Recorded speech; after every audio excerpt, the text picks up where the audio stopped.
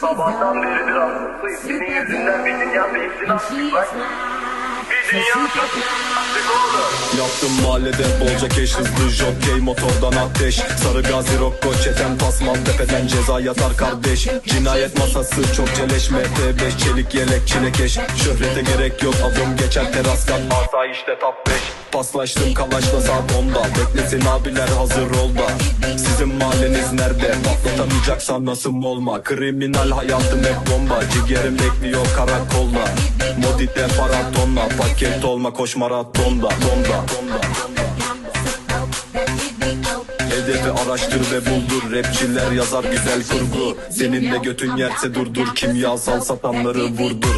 Kardeşlerim bacaklarına bırakır döndüm. Birazcık safari, sağ taraf Hong Kong. Yala ve yapıştır, tek topu 10 ton. Sokaklara tasdik, adliye devamlı. Hız ve de hızlı bu mahallede Rambo. Mavileri brother, dostlarım fantom. Gözümü kamaştırırsan eklerim orma. Bir esna bak onunla, yemen oturanla. Yapmış inan bu kader bize beste. Sesleri doğdum kaderde de yeste. Ödedim o borcu, babasın nefeste. Aslan yakışmaz kafeste.